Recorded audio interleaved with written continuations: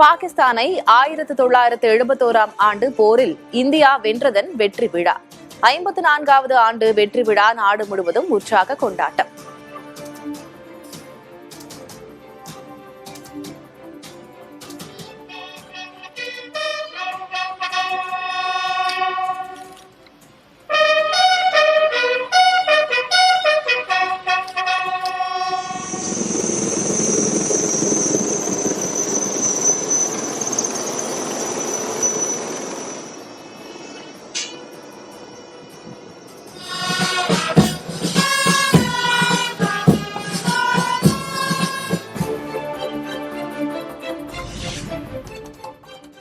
சட்டமன்ற தேர்தல் நடைபெறவுள்ள மேற்கு வங்க மாநிலத்தில் வாக்காளர் பட்டியலில் இருந்து 58 லட்சம் பெயர்கள் நீக்கம்.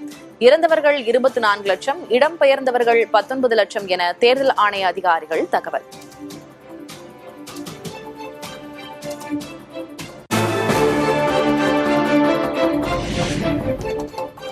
சென்னை நங்கநல்லூரில் தமிழ்நாடு ஹஜ் இல்லத்திற்கு அடிக்கல் நாட்டினார் முதலமைச்சர் மு.க.ஸ்டாலின். 39 கோடியே 20 லட்சம் மதிப்பில் ஒரு நாளைக்கு 400 பேர் வீதம் தங்க ஏதுவாக திட்டம்.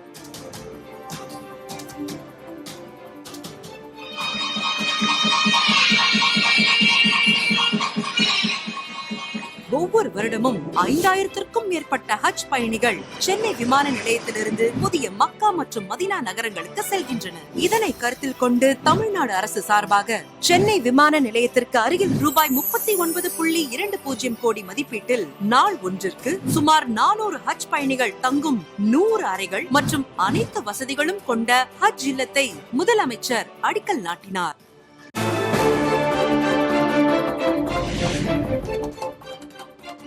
மணிமுத்தாறு 80 அடி பாசன கால்வாய் கரை உடைந்தது. பாசனத்திற்கான தண்ணீர் நிறுத்தப்பட்டதால் விவசாய பணிகள் பாதிப்பு.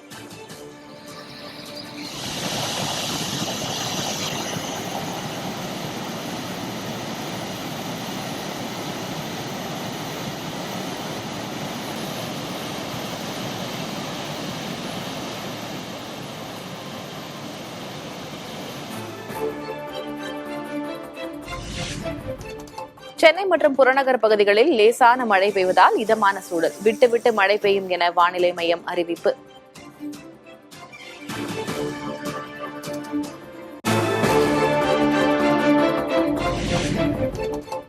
ராமேஸ்வரம் உட்பட ராமநாதபுரம் மாவட்டத்தின் பல்வேறு பகுதிகளில் மிதமான மழை. அடுத்த சில நாட்களுக்கு மழை தொடரும் என கணிப்பு.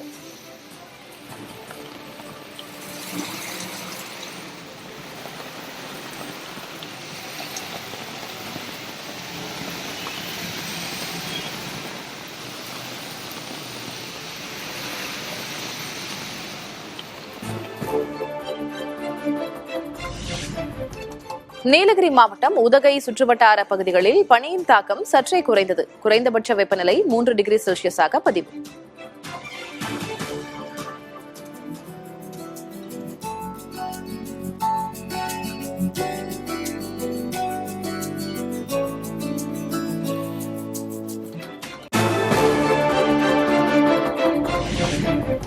காற்று மாசால் திணறும் டெல்லி நகர மக்கள். சுவாச கோளாறு, கண் எரிச்சல் உள்ளிட்ட நோய்களால் பொதுமக்கள் கடும் அவதி.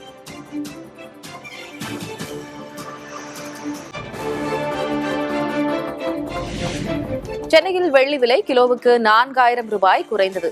1 கிராம் வெள்ளி 211 ரூபாய்க்கு விற்பனை.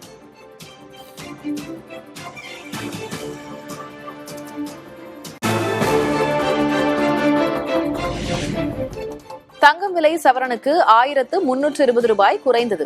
சென்னையில் 1 சவரன் தங்கம் 98,800 ரூபாய்க்கு விற்பனை.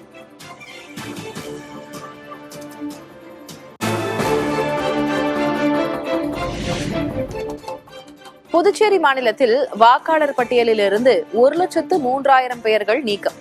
பட்டியலில் 9.18 லட்சம் பேர் இடம்பெற்றுள்ளதாக தேர்தல் ஆணையம் அறிவிப்பு.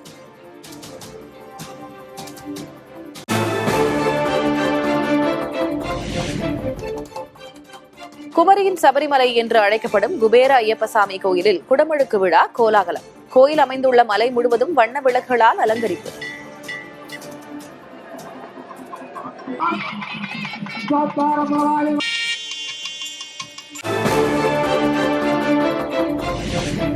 பாம்பன் பாலத்திலிருந்து கடலுக்குள் பழைய துணிகளை வீசிய ஐயப்ப பக்தர்களின் செயலால் அதிர்ச்சி. கடல் வளமும் மீன்பிடி தொழிலும் பாதிக்கப்படுவதாக மீனவர்கள் வேதனை.